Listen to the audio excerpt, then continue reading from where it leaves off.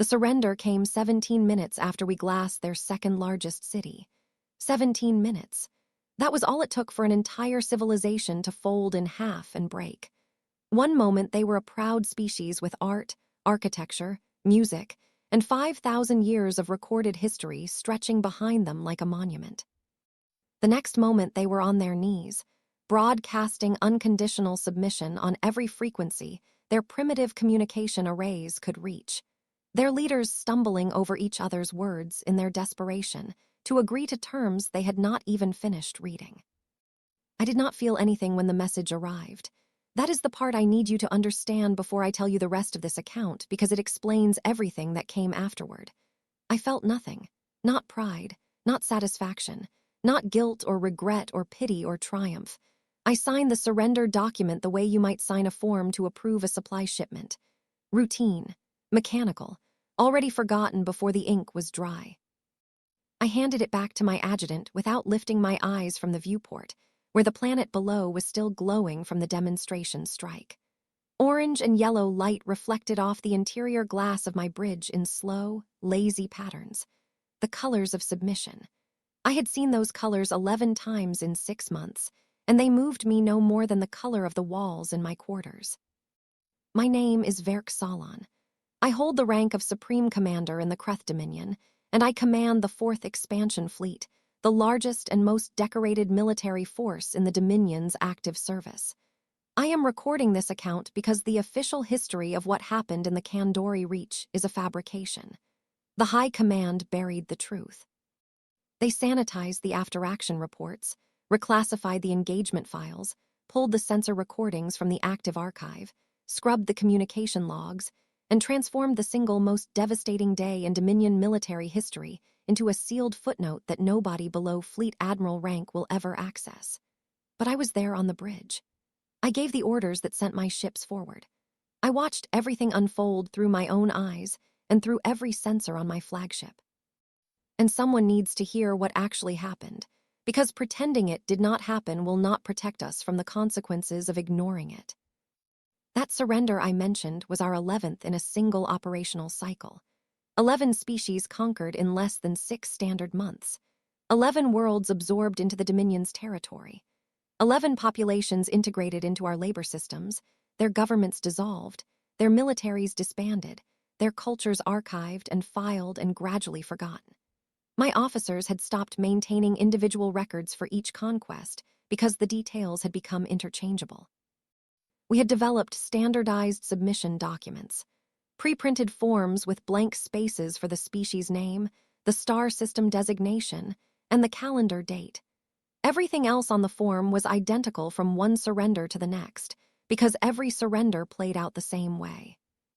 The pattern never changed, and after 11 repetitions, I had come to believe it never would. Arrival in orbit with the full fleet. Broadcast of the Dominion's subjugation, terms on all available frequencies. Selection of a population center for the demonstration strike, always the second largest city on the primary continent, large enough to prove we were serious, but not so large that the resulting destruction would damage the planet's economic value to us. Reduction of that city to molten slag from orbit. Then the wait. The short, predictable, utterly reliable wait for the transmission of surrender that always came, because it always came, because every species that had ever looked up at 200 warships and done the arithmetic had reached the same conclusion. The average wait time across all 11 conquests was 3 hours and 40 minutes. My tactical officer, a sharp-eyed veteran named Drennick, had turned the process into a betting game with Loreth, my senior sensor analyst. Each of them would pick the exact minute they believed a species would break and transmit its submission. The loser bought drinks at the next port of call.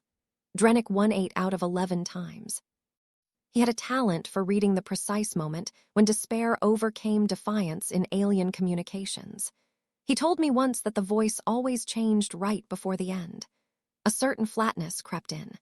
The anger drained away, and what was left sounded like a machine reading words it no longer believed. I had not lost a single warship in 6 years of unbroken command. Not one vessel out of 214. My fleet carried crews who had never experienced genuine combat resistance. My captains were competent professionals who had been sharpened by training simulations rather than real engagements. My bridge crew operated with the relaxed efficiency of people who had long since stopped expecting anything unexpected. During orbital operations, Drennick reviewed staffing schedules. Lorith cataloged asteroid mineral compositions. Junior officers discussed meal rotations and recreational leave assignments. The flagship's bridge, designed to command the most powerful military force in the known galaxy, had the atmosphere of a transport vessel on a routine cargo run. We were bored, thoroughly, completely, dangerously bored. And I did not recognize the danger in that boredom, because boredom breeds the most lethal strain of arrogance. The kind where you stop believing the universe contains anything that can surprise you. The kind where you look at your unbroken record of victory and begin to confuse good fortune with natural law. The Dominion's expansion philosophy required no complexity. The galaxy was a resource field. Every species within it either served the Dominion's interests through cooperation or was removed through force. This was not cruelty. It was not ideology. It was engineering. You do not consult a river before damming it. You do not negotiate with ore before mining it. The galaxy was raw material, and the Dominion was the builder. This approach had worked without failure across 900 systems, for longer than any living officer could remember. We entered the Kandori reached the following morning. A corridor of 26 star systems along the outer galactic arm, populated mostly by pre-spaceflight civilizations that possessed no military capability and no external allies. Standard pacification targets. The kind of operation I could oversee from my private quarters while approving maintenance reports. My intelligence officer, Talek, briefed us during the morning strategy session. He projected his three-dimensional map across the tactical display and color-coded every system by estimated resistance level. Green for no resistance, yellow for minor, red for significant. All 26 systems glowed green. He walked us through the key targets with his usual meticulous precision, and I spent 39 of the briefing's 40 minutes thinking about other matters entirely. Then, in the final minute, Talek mentioned a footnote. A species designated as human maintained 3 small colonial settlements near the corridor's far edge. Combined civilian population of roughly 60 million. Their nearest military forces were more than a full day's travel from our projected route. He classified their local presence as negligible and spent less than 90 seconds on the subject before moving to supply logistics. I did not ask a single question about the humans. I did not request their intelligence file. I did not pause, even for a moment, to consider whether a species I had never personally encountered might warrant closer study before I marched a fleet through their territory. They were a single line in a database of hundreds, another minor civilization waiting to be cataloged and processed. I had 11 conquests behind me and 26 ahead. The humans were background noise, and I treated them accordingly. The first 3 systems in the corridor fell without incident. The first surrendered in 2 hours. The second in 90 minutes. The third capitulated before we finished broadcasting our terms, their leadership having watched through long-range observation what had happened to their neighbors and decided not to repeat the experience. Drennick collected his winnings. Lorith complained about the odds. The bridge crew talked about shore leave. I was halfway through a supply requisition, barely paying attention to the sensors, when Lorith's voice cut through the comfortable quiet. Commander, single contact, directly ahead, center of our transit corridor. I looked up, more annoyed than interested. Classification. Human warship. Heavy cruiser, approximately 340 meters. Fenwick-class hull configuration based on our records. Single vessel. No escort. No support elements. No other contacts anywhere within scanning range. It is completely alone. Drennick rotated his chair. One ship. One ship. Stationary, not maneuvering, not running, not broadcasting identification. Sitting there. I studied the main display. A single white dot. Dead center of our flight path. Surrounded by absolute emptiness. The entire 4th expansion fleet bearing down on it, and this lone vessel sat in the dark like a stone planted in a river. Hail them. Standard advisory. Inform them they are obstructing an active military corridor and instruct them to vacate immediately. The message went out. The reply arrived in 40 seconds. Short, calm, completely wrong for the situation. Negative. You are not authorized to advance beyond this point. Reverse your heading. Officers exchanged bewildered glances. The communications officer replayed it twice to verify the translation. Nobody laughed. One cruiser, alone against 214 warships, instructing us to turn around with the bored, flat tone of a traffic controller redirecting cargo ships from a restricted lane. Send it again, I ordered. Attach full fleet composition data, ship count, weapon classes, every combat engagement for the past 6 years. Let them understand exactly what they are dealing with. The second message carried a tactical summary that had caused entire planetary governments to collapse. 30 seconds, the response was shorter. Acknowledged. My position has not changed. Neither has my instruction. I walked to the viewport, stared into the emptiness, and then turned to navigation. Alternate heading. Route the fleet around the contact. The fleet began its turn. 214 ships adjusting in smooth coordination. The human ship moved. Fast. Shockingly fast. It repositioned directly into our new flight path and stopped, blocking us again, as if it had calculated our heading before we finished computing it. Second course change, wider arc, the ship was already there. Third attempt, different angle entirely. The ship arrived at our projected path before we completed half the turn. It is predicting our navigation solutions, Drennick said. He was standing now, computing our headings faster than our own systems. I opened a direct channel. Human vessel, this is Supreme Commander Verk Salon. You have obstructed this fleet 3 times. Move aside or I will remove you by force. 10 seconds of silence. Then a voice I would carry in my memory until the day I die. Commander Salon, this is Captain Simon Hale of the Vigilant. I have been ordered to hold this corridor. I intend to hold it. What happens next is your decision, but my position is not going to change. The channel closed. The white dot sat in our path, 1 ship against 200.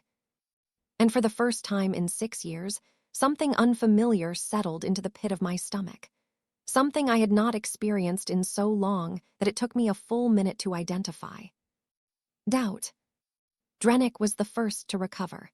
He was a career officer, born into a military family, raised in academy barracks, trained from childhood to treat problems as equations and solutions rather than sources of emotion. He stepped close to me and spoke in a low voice that the rest of the bridge could not overhear. Commander, this is a bluff. No captain in the galaxy parks a single ship in front of a fleet this size unless they are counting on us to hesitate. The moment we hesitate, they win, because hesitation is the only weapon they actually have. Send a destroyer group. 4 fast escorts, tight diamond formation, weapons fully charged. Close to point-blank range and paint that hull with targeting locks from every direction. The human will read the situation, understand the mathematics, and move aside. Every species does. This one will too. The logic was sound.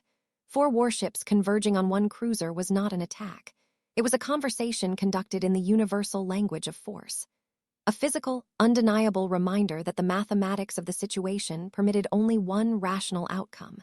More ships win. More guns win. No thinking being stands in front of certain destruction when the alternative is simply stepping 2 paces to the left and letting the danger pass. Do it, I said. Drennick selected 4 vessels from the escort screen surrounding the main body of the fleet. The Kethrek, the Vaughn, the Darshan, and the Sul. I knew each of their captains personally. Hard, experienced officers who had served under my command through dozens of planetary assaults. Their ships were Korath-class fast-attack destroyers, sleek and aggressive, built for speed and overwhelming close-range firepower. Each one carried enough ordnance to reduce a mid-sized city to rubble in a single pass. Each one was crewed by personnel who had never known defeat. He transmitted their orders, and the 4 destroyers broke away from the main formation, peeling off with the sharp, angular acceleration their drives were designed for. They arranged themselves into a tight diamond pattern, weapons cycling to active status, shield generators humming at full combat output. Every sensor array on every ship locked forward on the single white contact marker that sat motionless in the corridor ahead. I watched them on the main tactical display, 4 blue markers converging on 1 white marker. The distance numbers ticked down in the corner of the screen. 200,000 kilometers, 150,000, 100,000, 70. At 70,000 kilometers, the captain of the Kethrak transmitted a status update to the flagship. The human ship had not moved, had not changed its power output, had not raised its shields to combat intensity or activated its weapons to firing configuration. It was simply sitting there, watching 4 warships approach at attack speed and doing absolutely nothing in response. The captain noted this with professional calm, adding his personal assessment that the human vessel was almost certainly going to withdraw before the destroyers reached intimidation range. "They are waiting for the last possible moment," he said, "trying to save face before pulling back. Standard behavior." At 40,000 kilometers, Drennick ordered the group into final approach protocol. Maximum sensor emissions. Active targeting locks engaged across all 4 ships. Weapon capacitors cycling to demonstrate readiness.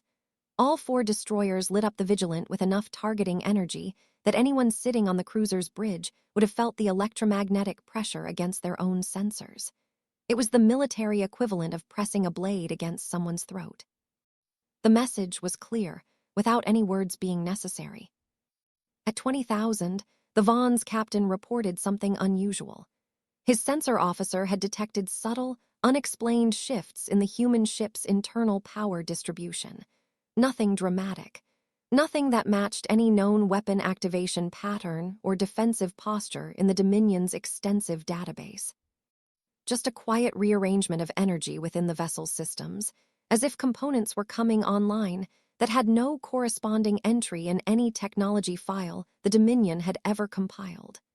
The captain flagged it and recommended proceeding with heightened awareness. Drennick glanced at me. I nodded. He turned back to the communications panel. "Continue approach, close to 5,000 kilometers and hold position. Maintain targeting locks." At 12,000, the Kethrak's captain sent his final transmission. "Target remains unchanged. No evasive action. No weapon charge detected. No shield increase. Beginning final approach to holding range. Will report on arrival." He never arrived. At 8,000 kilometers, the Kethrak vanished from my tactical display. I do not mean the ship was destroyed. I do not mean it broke apart or detonated or scattered into debris. I mean it vanished. Its marker on the display, its telemetry feed, its communication link, its sensor return, every electronic trace of its existence stopped at the same instant. One frame of the tactical display showed 4 blue dots converging on 1 white dot. The next frame showed 3. Lorith reacted before anyone else. Her hands were already flying across her console, redirecting the flagship's primary and secondary sensor arrays toward the engagement zone. Contact lost with the Kethrak. All signals terminated simultaneously. No energy discharge detected at point of contact. No debris field forming. No distress signal received. The Vaughn disappeared before she finished her sentence. Same pattern. Same instant termination of all signals. One moment it existed. The next, the space it had occupied was empty on every sensor band. Then the Darshan vanished. Then the Sul. 4 warships. Less than 90 seconds from the first to the last. All gone. The bridge did not erupt into chaos. That would have been easier to manage, because chaos is visible and loud and can be controlled with firm orders and a raised voice. What happened instead was something far worse. Silence. Complete, absolute, suffocating silence. The kind that falls over a room when every person in it simultaneously encounters something that exists outside the boundaries of their training, their experience, and their understanding of what is possible. Every officer on my bridge was a veteran. They had served through dozens of operations. They had seen ships maneuver and ships fire and ships take damage. But they had never seen ships simply stop being present on their instruments without any detectable cause. I became aware of small sounds I had never noticed before. The hum of the environmental recyclers, the soft click of a data console refreshing its display cycle, the sound of my own pulse in my ears, steady and loud in the emptiness where the voices of my officers should have been. "Loreth," I said, and I was distantly surprised by how steady my own voice sounded, because nothing inside me was steady. "Full spectrum scan, the engagement zone, use everything we have." She worked for 3 minutes. I counted each one in my head, because counting gave me something to do besides stare at the display where 4 of my ships used to be. When she finally turned from her console, the color had drained from her face entirely, leaving her natural gray skin looking almost translucent. "Commander, all 4 destroyers are present. Their hulls are structurally intact, no physical damage to any vessel. Crew life signs are registering as normal across all 4 ships. No casualties, no injuries." I stared at her, then explained what happened. "Every operational system aboard each vessel has been disabled. Simultaneously. Engines, weapons arrays, shield generators, primary power cores, secondary generators, tertiary emergency backups, communication relays, navigation computers, sensor grids, life support recyclers, everything. All 4 ships have been completely shut down. Their crews are alive and physically unharmed, but the vessels themselves are inert.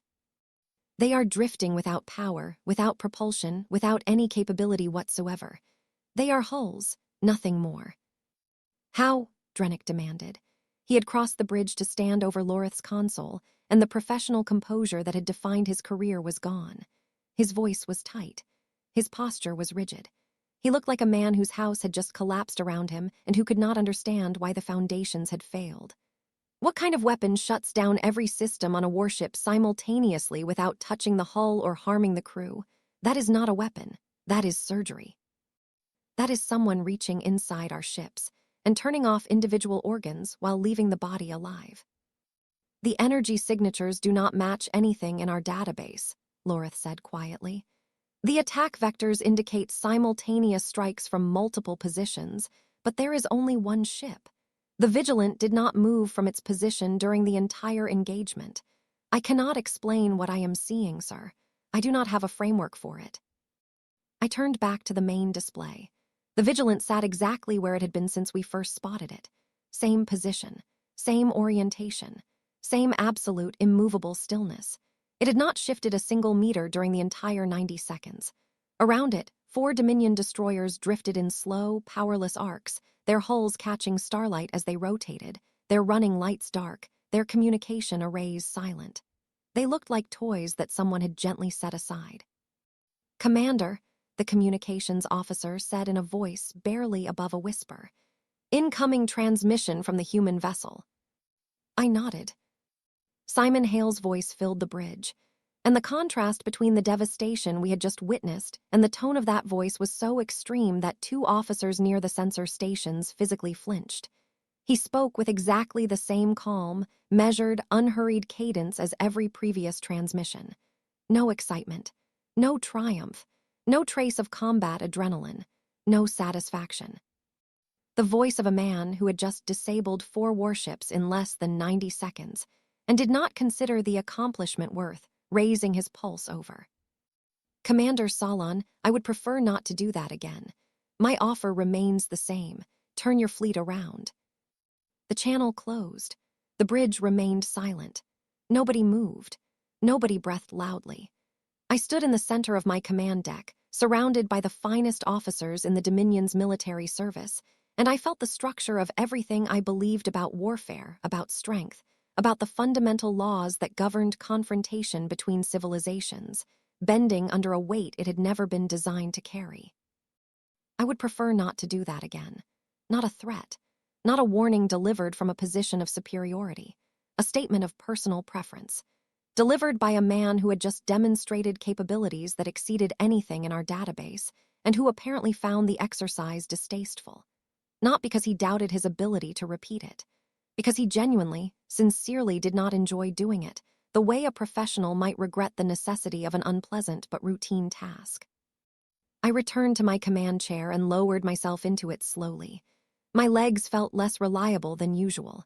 The display showed the white marker, patient and untroubled, and the 4 dark markers drifting in its shadow. 1 ship, 90 seconds, 4 warships silenced without a single casualty. Whoever commanded that cruiser had the power to destroy my ships, had the weapons, the speed, the technology, whatever it was, to reduce those destroyers to expanding clouds of metal and gas, and had chosen not to. Had chosen, instead, to simply turn them off, to demonstrate a capability so far beyond anything we had ever encountered that the demonstration itself was the message. I could destroy you. I am choosing not to. Do you understand the difference? I understood, and the understanding terrified me more than any weapon could have, because it meant that I was not facing an enemy who wanted to fight. I was facing an enemy who wanted me to stop. An enemy who would rather disable my ships than destroy them, who would rather show restraint than power, who was giving me every possible opportunity to make the right decision before the situation escalated beyond the point where restraint was still an option. Talek, I said quietly, the intelligence file on humans, you mentioned it this morning. Yes, Commander, classified as negligible. I looked at the display, 4 dead ships, 1 living one. Bring me everything, the full file, every analyst's note, every footnote, every observation anyone has ever recorded about this species. I want to read it personally, all of it, now. Talek departed without another word. Drennick remained standing at Lorith's station, arms folded, jaw set, eyes fixed on the tactical display with the intensity of someone trying to will reality into a shape that made sense. I closed my eyes. Behind my eyelids, the last 90 seconds played on repeat. 4 blue dots becoming 3, then 2, then 1, then none. And the white dot sitting still through all of it, serene and immovable, like something that had always been there and always would be. Who was Simon Hale? What kind of person sat alone in front of an armada and called the systematic disabling of warships an inconvenience? The answers were coming, and they were going to change everything. Outside the viewport, the stars continued their ancient, indifferent watch. They did not care about my fleet or my crisis, or the single human ship that had humiliated the most powerful military force in the known galaxy. The universe carried on as it always had, unmoved by the realization that was slowly, painfully reshaping my understanding of everything. Somewhere out there in the dark, Simon Hale sat on the bridge of his warship and waited for my next move. He had refused to move 3 times. He had disabled 4 warships in 90 seconds. He had spoken to me with the calm of a man who has already decided how far he is willing to go and has found peace with that decision. And now I was going to read his people's file. I was going to study them the way I should have studied them before I ever entered this corridor, before I ever assumed that they were background noise, before I ever mistook their small numbers for insignificance and their quiet presence for weakness. I owed it to the crews of 4 dead ships. I owed it to the officers on my bridge who had watched their certainty collapse in 90 seconds of impossible violence. I owed it to myself. Because the commander I had been that morning, the bored, arrogant, complacent commander who signed surrender documents without reading them and treated conquest as paperwork, that commander was gone. Something had killed him in the space between Simon Hale's first transmission and the disappearance of the 4th destroyer. What was left was a man sitting in a chair, staring at a display, trying to understand something that his entire civilization had failed to prepare him for. I waited for Talek to return with the files. The display glowed softly in the darkened bridge, and the white marker sat where it had always been, patient and immovable, holding its ground against the universe itself. The intelligence file on humans was thin, embarrassingly thin. A collection of intercepted communications, distant sensor observations, second-hand reports purchased from trading species who had passed through human-adjacent space, and a handful of encounter logs from Dominion survey vessels that had skirted human territory without making contact.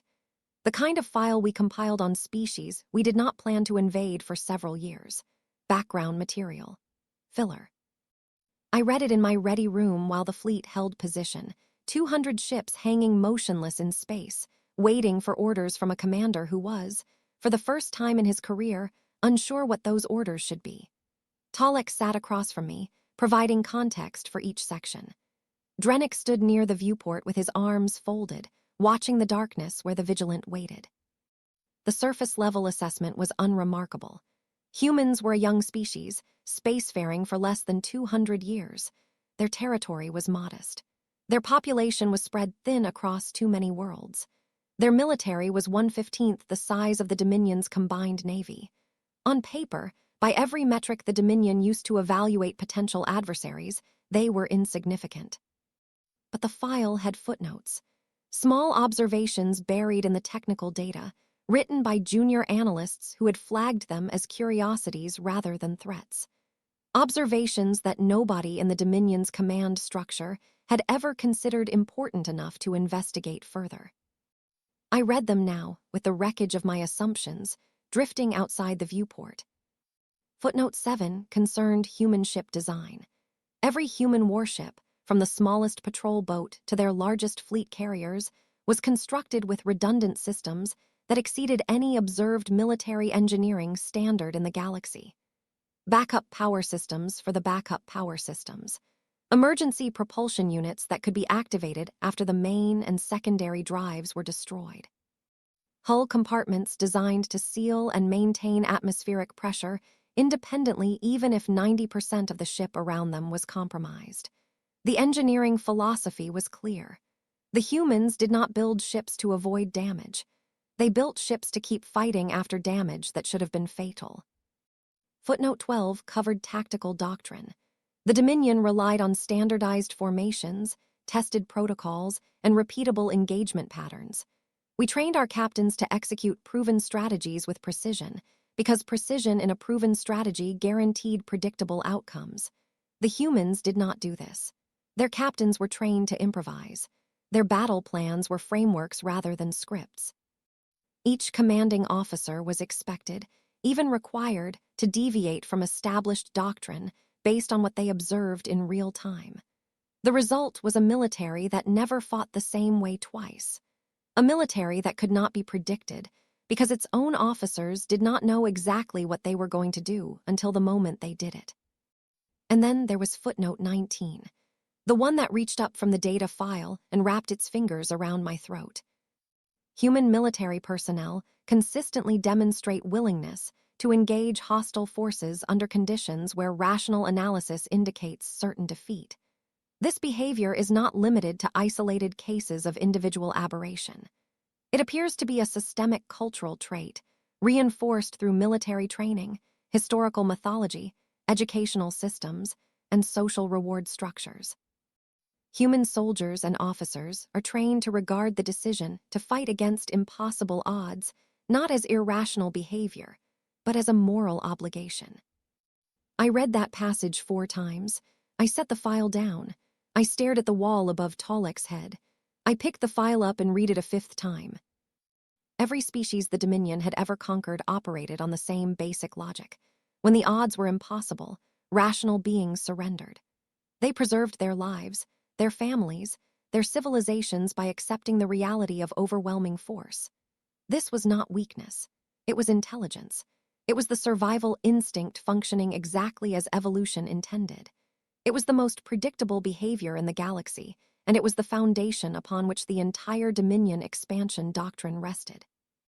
And here, buried in a footnote that nobody had bothered to investigate, was documentation that an entire species had trained itself to ignore that logic, had built its military culture around the explicit rejection of the most fundamental survival calculation in the universe. Footnote 20 was even worse. I had skipped it on my first reading, dismissing it as cultural trivia. Now I read it with my full attention and felt the floor shift beneath my chair. Human military history contains numerous documented instances of small forces engaging vastly superior opponents and inflicting disproportionate casualties before being overcome. These engagements are not classified as defeats in human military culture. They are categorized as last stands, and human societies celebrate them as among the highest forms of military honor. Participating in a last stand is considered not a failure of judgment, but an achievement of character. They did not consider it losing. They considered it glory. I set the file down with careful, deliberate hands, because if I had gripped it any tighter, the tablet would have cracked. Drennick spoke from his position near the viewport. His voice was controlled, but there was a current of urgency beneath the surface that I had never heard from him before. "Commander, I have completed a tactical analysis of the destroyer engagement. I need to share my conclusions." "Go ahead." The human ship demonstrated capabilities that significantly exceed the assessments in our intelligence files. Its weapon systems operate on principles we have not encountered. Its targeting precision is beyond anything in our database. The engagement lasted 90 seconds, during which the Vigilant disabled 4 warships without sustaining any detectable damage to itself. He paused. "Commander, based on my analysis, I do not believe the Vigilant was operating at full capacity during that engagement. I believe it was holding back." Holding back. A single cruiser had shut down 4 Dominion destroyers without breaking a sweat, and my best tactical officer believed it had done so casually. "Your recommendation?" I asked. Drennick's jaw tightened. He was a proud officer recommending a course of action that his pride demanded, but his emerging uncertainty cautioned against. A full battle group, 30 warships, standard encirclement formation. Whatever advantage the Vigilant has in speed and precision, it cannot overcome 30 simultaneous attack vectors from a 3-dimensional sphere. We surround it, collapse the perimeter, and overwhelm its capacity to respond. "You want to send 30 warships against 1 cruiser?" "Yes, Commander, I do." I considered it. The rational part of my mind, the part that had commanded fleets and conquered worlds for 6 years, told me this was the correct approach. Superior numbers in a properly executed formation had never failed in Dominion military history. The encirclement sphere was our most proven combat doctrine. It eliminated blind spots, concentrated fire from every angle, and denied the target any avenue of escape. No ship, however capable, could fight in every direction at once. The part of my mind that had read those footnotes was less certain. But I had 200 ships and a reputation that would not survive retreat from a single opponent. The mathematics demanded action, and I was still foolish enough to believe the mathematics would hold. "Assemble the group," I said. Drennick chose 30 of our most capable vessels. Heavy cruisers with reinforced armor and high-output weapons. Gun platforms with overlapping fields of fire.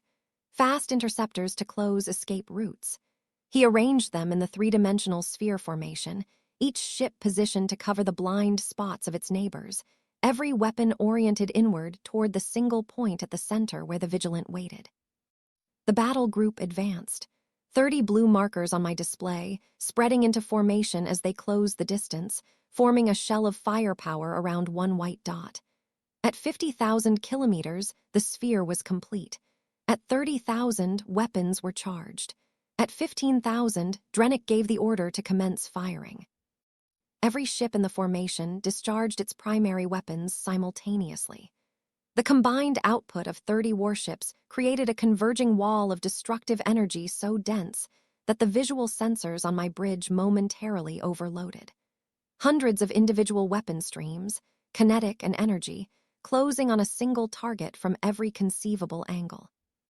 The Vigilant was not at the center of that convergence when it arrived. It moved, not away, not in evasion. It accelerated directly toward the inner wall of the sphere, moving so fast that the incoming fire passed through the space it had occupied and continued on to strike Dominion vessels on the opposite side of the formation. The Vigilant punched through a gap between 2 heavy cruisers that was barely wider than its own hull, and suddenly it was inside the formation, between my ships, moving among them. What followed lasted 4 minutes and 11 seconds. I know the exact duration because I have reviewed the sensor recordings more times than I can count, and the timestamp is permanently etched into my memory. The Vigilant fought like nothing in the Dominion's combat archives. It moved through the 30-ship formation with fluid, continuous motion, never stopping, never following a predictable path, never presenting the same angle to the same weapons twice. It rolled between ships, accelerated through gaps that existed for fractions of a second, decelerated and reversed direction, with changes in momentum that should have crushed everything aboard under inertial stress. It threaded the sphere formation the way water threads through rocks in a stream, finding every opening, every blind spot, every seam. And as it moved, it struck. The same surgical, system-specific targeting I had seen in the destroyer engagement, but now adapted to the scale and speed of a 30-ship battle. Engines went dark. Shield generators burst in small, contained detonations that damaged nothing else. Weapons arrays were carved from their mountings by individual shots that struck within millimeters of each other. The Vigilant did not waste ammunition. Every round it fired found its target, and every target it chose was a system rather than a hull. The formation collapsed within 2 minutes, not from damage alone, though the damage was severe. It collapsed because my captains lost their nerve. The sphere formation depended on disciplined coordination. Every ship had to maintain its position relative to every other ship, creating interlocking fields of fire that covered every angle. But when the target was inside the sphere, moving between friendly vessels at speeds that made targeting impossible without risking shots through friendly hulls, discipline evaporated. Captains broke formation to avoid hitting each other. Interceptors peeled away to find clear firing lanes. Heavy cruisers rotated their broadsides and fouled the firing arcs of the ships behind them. In 2 minutes, the most disciplined combat formation in the Dominion's tactical library became a disorganized scatter. The Vigilant exploited every moment of confusion. It moved through the chaos with the unhurried precision of something that belonged there, disabling ships as it passed them, never pausing, never slowing, never missing. 18 of the 30 warships went dark, their hulls intact, their crews alive, their every operational system shut down with the same impossible surgical precision. The remaining 12 broke contact and retreated at full speed, some of them ignoring direct orders from Drennick to hold position.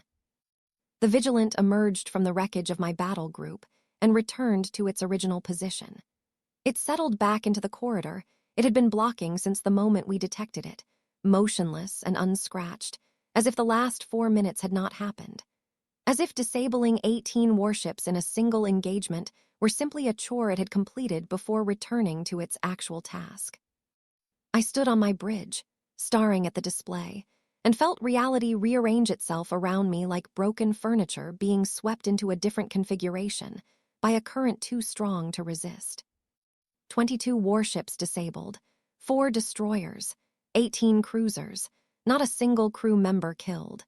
The human ship was not fighting to destroy, it was fighting to prove a point. And the point was delivered with such overwhelming clarity that even the pride I had spent 6 years building could not obscure it. The communications officer spoke. "Commander, transmission from the Vigilant." Simon Hale's voice filled the bridge again. And again, the calm. The absolute, unshakable, bone-deep calm. As if 4 minutes of combat against 30 warships were a moderate cardiovascular exercise rather than a military engagement. "I am still here, Commander. The line has not moved." I stood in the silence that followed and made a decision that I cannot explain rationally. I opened a direct, private channel, commander to commander, and instead of issuing threats or demands, I asked a question. "Captain Hale, why are you doing this?" A pause, longer than any of his previous responses. When he spoke, the calm was still there, but beneath it was something heavier, something that carried weight. "There are 3 colonies behind me, Commander. 60 million people. Farmers, teachers, families, children who have never seen a warship and do not know what an invasion looks like. When your fleet was detected entering this corridor, Command sent the nearest available ship to hold the line until reinforcements could arrive." He paused again. "I was the nearest available ship." "You are 1 vessel against 200. "Yes." "You cannot win." "Probably not." "Then why stay?" "Because 60 million people are counting on someone to buy them time, Commander. And I am the someone who is here. That is all the reason I need." The channel closed. I stood on my bridge, surrounded by officers who had never known defeat, and I understood something that shook me to my core. This was not a military blockade. This was not a strategic maneuver. This was not even a defensive operation in any sense that the Dominion would recognize. This was one man, alone, outgunned beyond any calculation of survivability. Standing between an armada and 60 million people he had never met, because someone had to, and he was the one who was close enough to do it. He was not going to move, not because he had a plan, not because he expected to survive, not because he calculated that his odds were acceptable. Because 60 million people were behind him, and that, for a human, was all the arithmetic that mattered. I thought about my 11 conquests, 11 species that had done the mathematics, counted our ships, measured the odds, and concluded that survival required submission. Every one of them had made the rational choice, the intelligent choice, the choice that preserved their people, their culture, their future, even if that future was lived under a foreign flag. Simon Hale had done the mathematics too. He had counted my ships. He knew the odds far better than any of the species I had conquered, because he had fought us 3 times and taken precise measurements of our capabilities with every exchange. He understood with surgical clarity exactly what he was facing and exactly what his chances were. And he had decided that the mathematics did not apply to him, not because he was foolish, not because he was delusional, not because he misunderstood his situation, because he had a different equation running in his head, an equation that did not measure survival probability or force ratios or tactical advantage, an equation that measured something else entirely. 60 million people divided by the number of ships available to protect them. The answer was 1. He was 1. And 1 was enough because 1 was what there was. I looked at Drennick, who was staring at the tactical display with the expression of a man who had just discovered that the ground he had been standing on his entire life was not solid stone, but thin ice over deep water. I looked at Loreth, who was running the same sensor analysis for the 4th time, as if repeating the calculation would eventually produce a different answer. I looked at Tolek, who was studying his intelligence files with the intense focus of someone searching for a foothold in a world that no longer offered solid ground. None of them said what they were all thinking. None of them needed to. I could read it in their posture, in their silence, in the way they avoided meeting my eyes. We had never faced anything like this. Not because the galaxy lacked powerful enemies, not because no species had ever possessed superior technology or greater numbers, but because no species had ever combined military capability with the absolute, irrational, terrifying willingness to use that capability in a situation where logic demanded retreat. Every opponent we had faced used the same decision-making framework we did. Calculate the odds, assess the risks, choose the path that maximizes survival. The humans used a different framework entirely. And our entire military doctrine, our entire civilization, our entire understanding of how intelligent beings behaved under pressure had no answer for it. I dismissed my officers and sat alone in my ready room. The display on the wall showed the vigilant, still motionless, still blocking the corridor, still waiting. Patient as stone, certain as gravity, 1 ship, 1 captain, 1 impossible, irrational, unbreakable refusal to leave. And behind that ship, 3 colonies full of people who would never know, might never learn, that their safety had been purchased by a man who had looked at death and found it less frightening than the thought of failing the people who were counting on him. I did not sleep that night. I sat in my ready room with the lights dimmed and the tactical display glowing on the far wall, showing the disposition of my fleet and the single white marker that had not moved a centimeter in the hours since our last exchange. 22 disabled warships drifted in the darkness around the vigilant like offerings laid at the feet of something ancient and patient. The Dominion conquered worlds because of a principle so fundamental that we had never questioned it. Every species, when faced with certain destruction, chose survival. It was rational. It was biological. It was the deepest law of every living thing in the universe. The prey animal runs. The cornered creature submits. The civilization facing annihilation signs the document and kneels. This was not weakness. It was the most intelligent response to an impossible situation, and the Dominion had built its entire empire on the absolute reliability of this response. Simon Hale was standing alone in front of 200 warships. knowing he could not win, knowing his ship would be destroyed, knowing that every minute he stayed increased the probability that he would die in a box of metal and fire in the empty space between stars. And he had told me that 60 million strangers were all the reason he needed to stay. That was not rational. By every model the Dominion used to predict the behavior of sentient species, what Simon Hale was doing was a malfunction, a broken circuit, a failure of the survival calculation that every living organism was supposed to perform automatically and correctly. But it was not a malfunction. Footnote 19 had told me that. It was a choice. A deliberate, trained, culturally reinforced choice to reject the survival calculation in favor of something else entirely. Something that my education and my experience and my entire worldview had no category for. Talek knocked and entered without waiting for a response, which meant he had found something urgent. He placed a data tablet on my desk and remained standing, his posture rigid, his expression carefully neutral in the way that intelligence officers adopt when delivering information that will change the course of events. Commander, I have been analyzing the Vigilance communication patterns since the beginning of the engagement. The ship has been transmitting continuously on multiple encrypted frequencies. The data volume is substantial. Transmitting to whom? Human Military Command. Based on the signal directionality and the relay nodes it is routing through, the transmissions are going to at least 3 separate receiving stations, likely naval command facilities. What is the content? Talek paused. The careful neutrality of his expression tightened slightly. Everything, Commander. Full-spectrum sensor recordings of every engagement. Detailed weapon signature analysis for every weapon system we have used.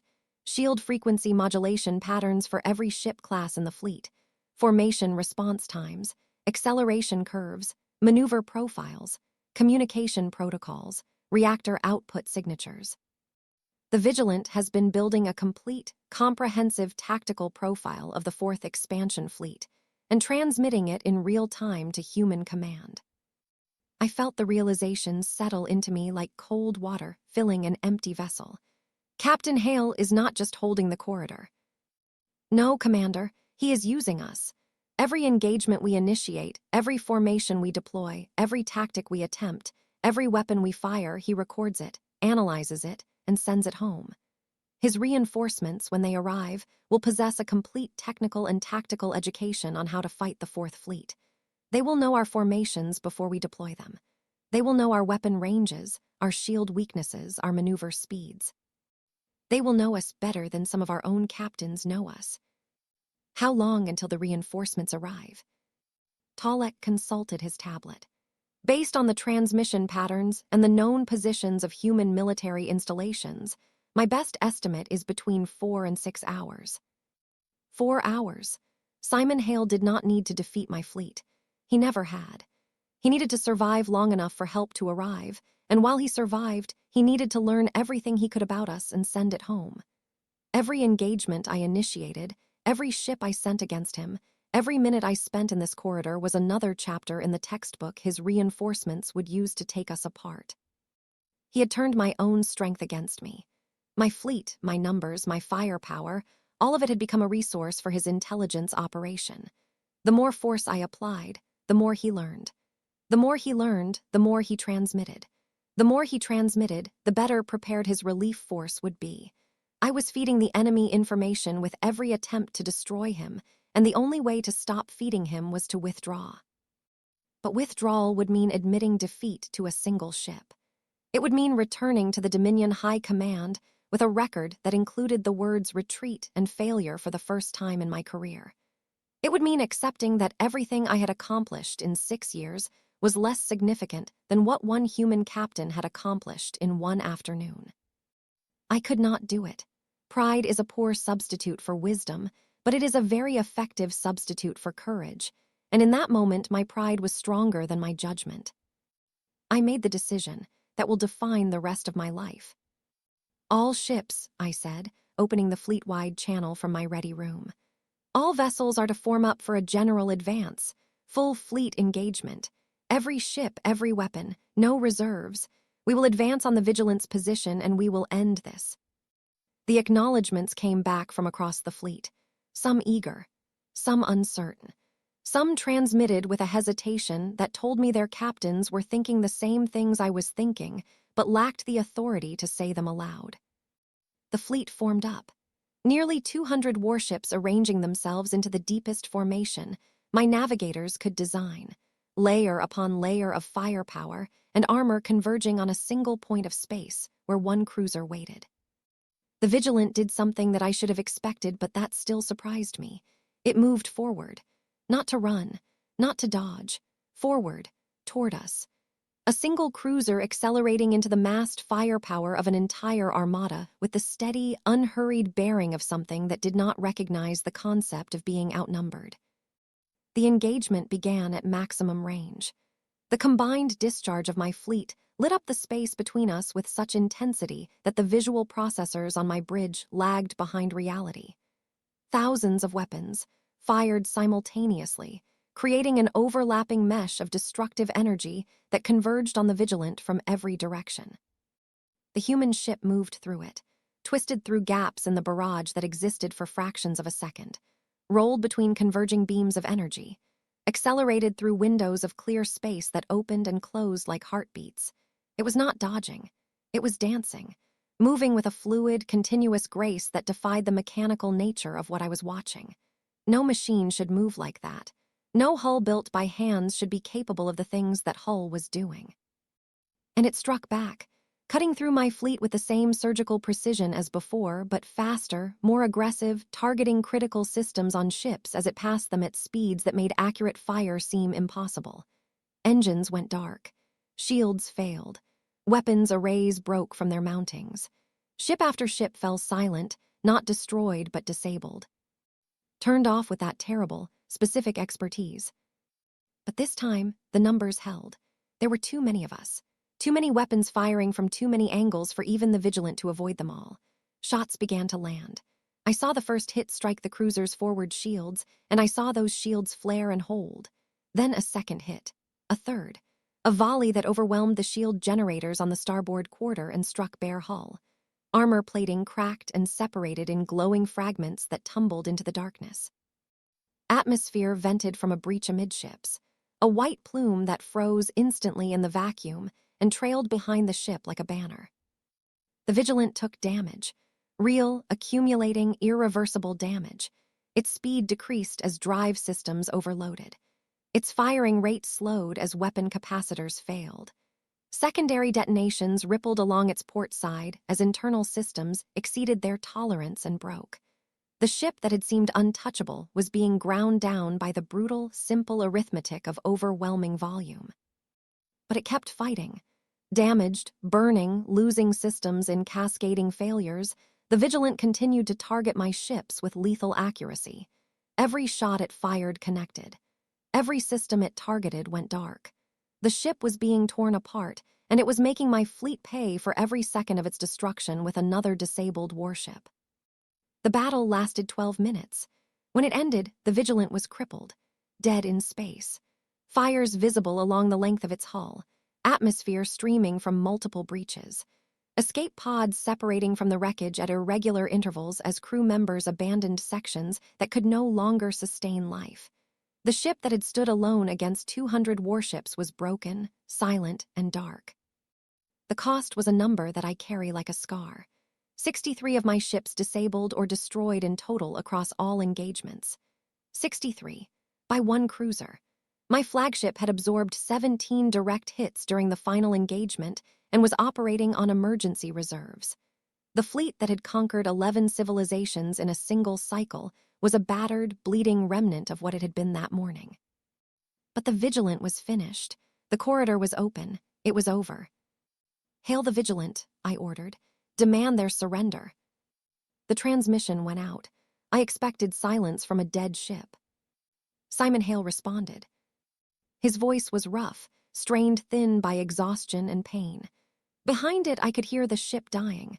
Alarms, metal grinding under structural failure. The hiss of atmosphere escaping through seals that had surrendered. The sounds of a vessel held together by nothing except the will of the man standing on its bridge. "Commander Solon." Captain Hale, your ship is destroyed. Your weapons are offline. You have no engines, no shields, no means of escape. Surrender your vessel.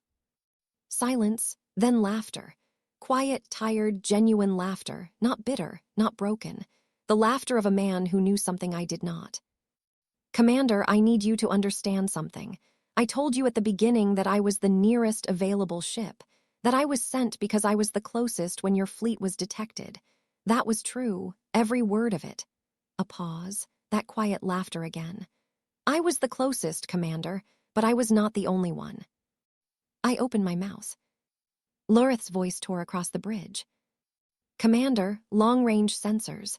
Multiple contacts emerging from subspace along Bearing 774. Human military vessels. Her voice dropped to something barely above a whisper.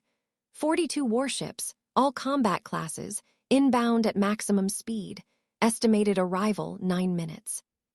42 ships, fresh, undamaged, fully armed, coming to relieve a captain who had held an entire armada in place alone for long enough, and carrying in their tactical computers every piece of data that the Vigilant had transmitted during every engagement, every formation, every weapon signature, every weakness. Simon Hale's voice came through one final time as his ship's communications failed. I told you, Commander, the line has not moved. The signal died. The Vigilant went dark. And on the edge of my display, 42 new markers burned bright, closing the distance with the confidence of people who already knew exactly how this was going to end. The bridge was silent in the wake of that transmission, not the shocked silence of earlier when the destroyers had vanished. This was a different kind of quiet, the quiet of comprehension, the quiet of people who finally understood what they were facing and understood, with terrible clarity, that understanding did not help. Drennick stood at the tactical station, staring at the display. His hands rested on the console, but he was not entering commands. He was looking at the 42 incoming markers the way a man looks at the horizon when he knows the storm is coming and knows there is no shelter. Lorith had stopped scanning. Her instruments were functioning, but there was nothing left to scan for. The answers were all on the display, burning toward us at maximum speed, carrying with them everything Simon Hale had sacrificed himself to teach them. I thought about the 14 hours that had passed since we first detected the Vigilant.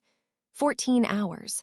That was all it had taken for one captain in one ship to dismantle the most powerful fleet in the Dominion's history.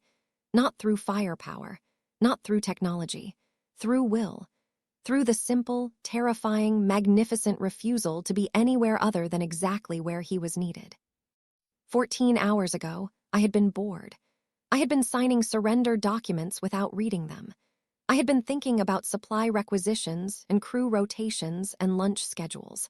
I had looked at the single white dot on my display and dismissed it as a minor inconvenience. Now that dot was dark, its ship broken, its captain pulled from the wreckage with burns and broken bones. And bearing down on me was the consequence of every mistake I had made since that moment. 42 warships, trained and armed and carrying in their tactical computers a complete understanding of how to take my fleet apart piece by piece. I could have stopped it. At any point in the last 14 hours, I could have made the decision that every rational commander should have made. I could have turned my fleet around, filed my report, and lived to fight another day. But my pride would not allow it, and my arrogance insisted that the mathematics I had relied on for 6 years would hold, even against an enemy that had demonstrated in the clearest possible terms that the mathematics did not apply. I was wrong. I had been wrong from the moment I failed to read the intelligence file on humans. I had been wrong from the moment I dismissed Simon Hale as a bluff. I had been wrong from the moment I sent 4 destroyers and learned nothing from their defeat. I had been wrong when I sent 30 ships and learned nothing from their defeat. I had been wrong when I committed my entire fleet and watched a single cruiser hold it at bay until help arrived. I had been wrong about everything, and the cost of being wrong was bearing down on me at faster-than-light speed, 9 minutes away from ending the age of Dominion expansion once and for all. The first human ship dropped out of subspace 7 minutes ahead of the main formation. A light cruiser, lean and angular, bristling with sensor arrays and communication equipment. It did not fire. It did not broadcast a threat or issue terms or even acknowledge the presence of my battered fleet. It transmitted a single, focused query directed at the Vigilant's last known position. A medical query, crew status, casualty count, life support viability, evacuation requirements. The first thing the human relief force did upon arriving at a battlefield, where one of their own had fought alone against 200 warships and been broken in the process, was ask if their people were still alive. I stood on my bridge, watching through damaged sensors, and I felt something shift inside me. Not a military assessment, not a strategic calculation, something deeper, something I did not have a name for yet. Then the rest of them arrived. They came out of subspace in a formation I had never encountered in any tactical database the Dominion had ever compiled. It was not a sphere or a line or a wedge or any static geometric arrangement. It was fluid, living. Ships moved in coordinated groups that changed their configuration every few seconds, flowing around each other like elements of a single organism, adapting to the debris field, the positions of my surviving vessels, and the tactical geometry of the engagement zone in real time. I could not identify a flagship. I could not determine a chain of command. They moved together with such seamless coordination that it was impossible to tell which ship was giving orders and which ships were following them. Lorith scanned them from her damaged console. 42 warships, cruisers, frigates, destroyers, and 2 heavy battle cruisers that dwarfed everything else on the field, all combat configured, all fully armed, all fresh. They did not hail me. They did not broadcast surrender demands. They did not give my fleet a chance to withdraw or negotiate or offer terms. They simply began. I had spent 3 engagements studying Simon Hale's fighting style. The speed, the precision, the fluid movement through hostile formations, the surgical targeting that disabled rather than destroyed. I had told myself, in the quiet of my own thoughts, that what I had witnessed was the work of a single exceptional captain, an outlier, a prodigy, one brilliant officer who had pushed an ordinary cruiser past its design limits through raw talent and iron will. Watching 42 human ships fight the same way demolished that fiction in 30 seconds. They moved through my battered fleet the way the Vigilant had moved through my battle group, but multiplied and coordinated across dozens of vessels operating in perfect synchronization. They knew our formations. Every pattern my surviving captains attempted, the humans had already seen in the data stream from the Vigilant, and had already developed a counter for during the hours of travel to reach us. They knew our weapon ranges, our recharge cycles, our shield modulation frequencies, our blind spots, our acceleration limits. They knew everything, because Simon Hale had spent every moment of every engagement learning, recording, and transmitting. We were fighting an enemy that understood us better than we understood ourselves. The human fleet worked through my surviving vessels with methodical, systematic efficiency. They moved in pairs and trios, covering each other, creating interlocking fields of fire that closed off every escape route and every defensive position simultaneously. When one human ship engaged a Dominion vessel, 2 others positioned themselves to neutralize any support ships that might attempt to assist. When a cluster of my ships tried to form a defensive perimeter, the humans flowed around it like water around a dam and struck it from the unprotected rear. Ship after ship in my fleet went dark. The same pattern as every engagement before, but on a scale that felt less like a battle and more like a systematic shutdown. Engines disabled. Shields collapsed, weapons silenced, communications cut. Each Dominion vessel was addressed individually, its critical systems targeted and eliminated with the precise, unhurried efficiency of a technician switching off equipment at the end of a shift. No rage, no malice, no excess force. Just methodical, careful, targeted work. Some of my captains fought back. The proud ones, the stubborn ones, the ones who would rather go down firing than submit to the obvious. They held their positions and discharged everything they had at the human ships sweeping through the fleet. They hit almost nothing.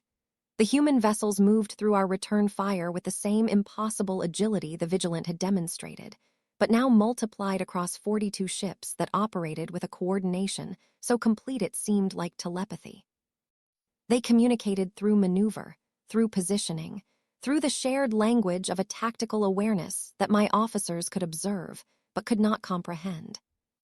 Other captains tried to run. The humans let them go. Every Dominion vessel that turned away from the engagement and set course out of the corridor was permitted to leave without pursuit. Not one fleeing ship was fired upon. Not one was chased. Not one was harassed or tracked or threatened. The humans did not want to chase us. They did not want revenge. They did not want to teach us a lesson or make us suffer or demonstrate their superiority. They wanted one thing: clear the corridor. End the threat, protect the people behind them. Nothing more, nothing less. And then I saw something that I will carry with me until the day I die and beyond.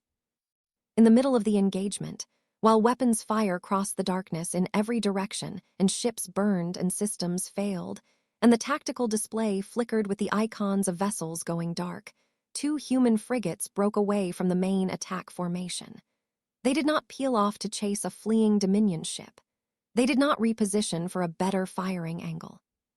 They moved to the center of the engagement zone, to the dead, drifting wreck of the Vigilant, and they positioned themselves above and below the shattered cruiser. One on top, one underneath, shielding it with their hulls. Stray fire from the ongoing battle struck the frigate's shields. Energy impacts flared across their defensive barriers as rounds meant for other targets found them instead. The frigates did not move. They did not return fire. They did not flinch. They held their positions above and below the Vigilant and absorbed the hits because they were not there to fight. They were there to protect the rescue operation that was already underway. On magnified visual sensors, I watched small figures in vacuum suits emerge from the frigate's airlocks and cross to the Vigilant's hull. They cut through the damaged plating with breaching tools and entered the wreck. Inside, in corridors that were dark and filled with toxic atmosphere and littered with the wreckage of systems that had failed under impossible strain, they found surviving crew members. They carried them out. On their backs, in their arms, on emergency stretchers, they carried the crew of the Vigilant out of the ruin of their ship and loaded them onto evacuation shuttles that launched from the frigate's hangar bays and retreated to safety behind the human battle line. One shuttle, then another, then a third, then 5, each one carrying human crew members who had stayed at their posts while their ship was torn apart around them, who had kept firing and kept transmitting and kept fighting until there was nothing left to fight with, being brought home by people who had crossed light years of space and flown through an active battle zone to reach them. In the middle of the largest naval engagement in human military history, in the middle of a fight that would determine the safety of 60 million civilians, the humans had diverted 2 active warships from the battle to save 1 crew. The Dominion did not do that. We did not rescue crews from disabled vessels during active engagements. We did not risk combat-capable assets to retrieve personnel from ships that had already been written off. The mathematics were clear. Soldiers were replaceable resources. Ships were expensive capital investments. Diverting combat assets to rescue operations during an ongoing battle was a net negative on every cost-benefit analysis our doctrine could produce. Humans did not run that analysis, or if they did, they reached a different answer. The answer was that the people inside that wreck had trusted their uniform, their service, their nation, to come for them. They had held their posts and fought their ship and given everything because they believed, with absolute conviction, that their people would not leave them behind. And their people did not leave them behind. Their people flew 2 frigates into the middle of a battle, took fire on their shields, and sent rescue teams into a burning wreck to pull out every single surviving crew member. Not because it was efficient, not because the numbers supported it, because they had made a promise. An unspoken, unwritten, absolute promise that was older than their spacefaring civilization and deeper than any strategic doctrine. We do not leave our people behind. Simon Hale had held the line alone because of that promise. He had stood between 60 million civilians and an armada because the promise extended not just to fellow soldiers, but to every person behind him. His fleet had crossed the void to reach him because the promise extended to him. And those frigates were shielding a dead ship while rescue teams pulled survivors from the wreckage because the promise extended to every member of his crew. It was not a strategy. It was not a doctrine. It was a covenant, and it made them more dangerous than any weapon or technology in the galaxy, because it meant that every human ship you faced was backed by the absolute certainty that more ships were coming, that no human vessel ever truly fought alone, that the full weight of their entire civilization stood behind every captain, every crew, every soldier who put themselves between harm and the people they were sworn to protect. My fleet stopped fighting. I did not give the order. My captains simply ceased fire one by one, as the reality of what they were witnessing settled over them like frost. Some transmitted formal surrenders. Some powered down their weapons and waited in silence. A few turned and ran for open space, and the human fleet parted to let them through without a single shot. The battle ended not with a final devastating exchange, but with quiet. The deep, exhausted quiet of a fleet that had been dismantled by an enemy that was better in every way that mattered and compassionate enough not to make the dismantling crueler than it needed to be. I stood on the bridge of my crippled flagship and watched the human ships secure the engagement zone.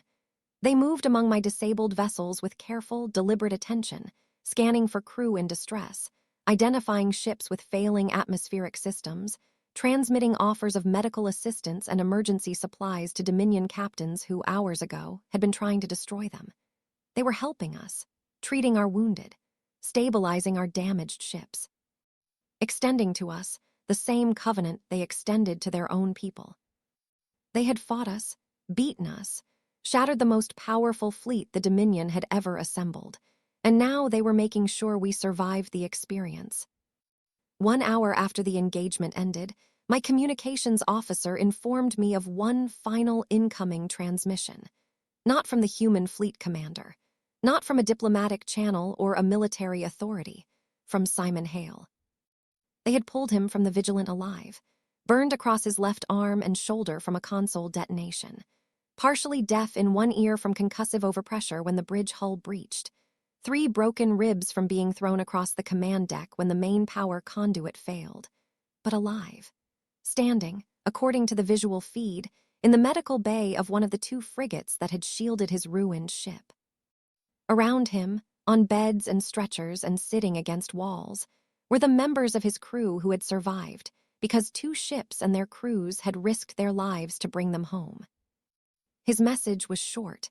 His voice was rough and worn, scraped down to the raw material underneath by hours of combat and damage and the weight of everything he had been willing to give. But beneath the exhaustion, something remained, something unbroken, something that all the firepower in the Dominion had not been able to touch. Commander Solon, no hard feelings, but do not come back. No hard feelings. His ship was a wreck.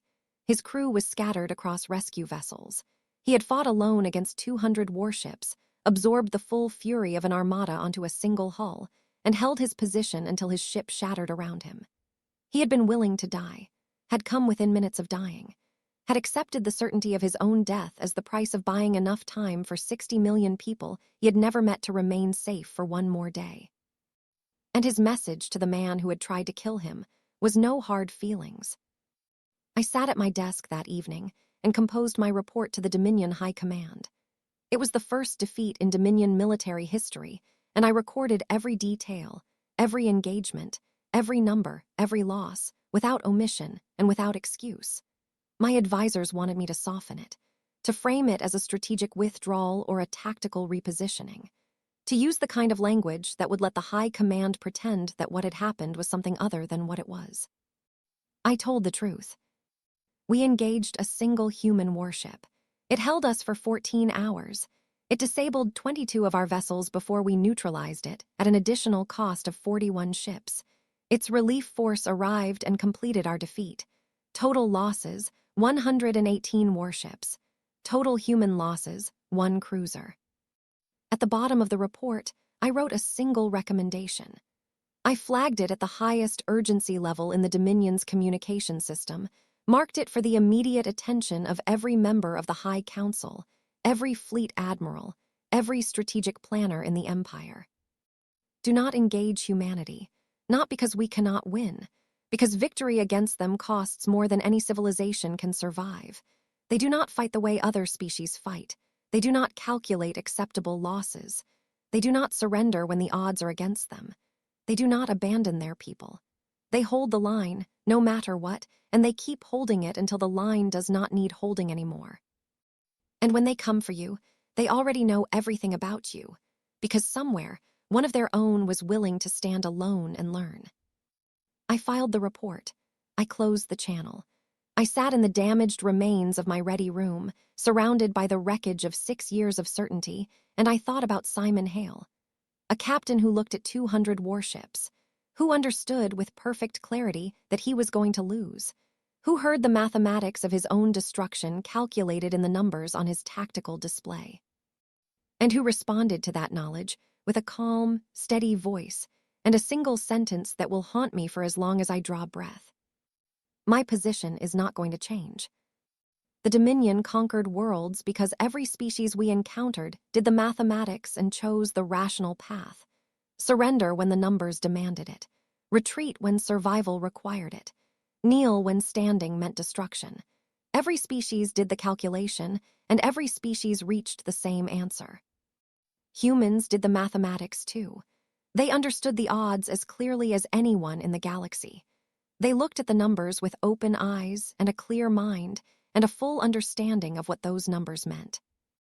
They just refused to let the numbers make their decisions for them. There is no formation that overcomes that, no weapon that defeats it, no strategy that outmaneuvers an enemy whose willingness to sacrifice is deeper than your ability to threaten them. You can break their ships. You can burn their hulls. You can shatter their fleets and reduce their positions to dust. And the next morning, another captain will sit alone in your path, in another empty corridor at the edge of nowhere, and tell you with absolute calm that their position is not going to change. Because behind them, there will always be people who need protecting, and in front of them, there will always be a line that needs holding, and they will hold it, every time, regardless of the cost, regardless of the odds, regardless of whether anyone will ever know their name. That is what we faced in the Kandori Reach. Not a fleet, not a technology, not a weapon, an idea. A single, unbreakable, irrational, magnificent idea carried in the hearts of a species that measured its strength not by the size of its armada, but by the depth of its refusal to abandon the people standing behind it. Simon Hale held the line, and the line did not move. That is the truth. That is what happened in the Kandori Reach, not the sanitized version, not the classified footnote. The truth, as witnessed by the commander who was there, who gave the orders, who watched the most powerful fleet in the Dominion's history learn, in the hardest possible way, that there are things in this galaxy that do not yield to force. Some things can only be met with respect, and some lines, once drawn, do not move.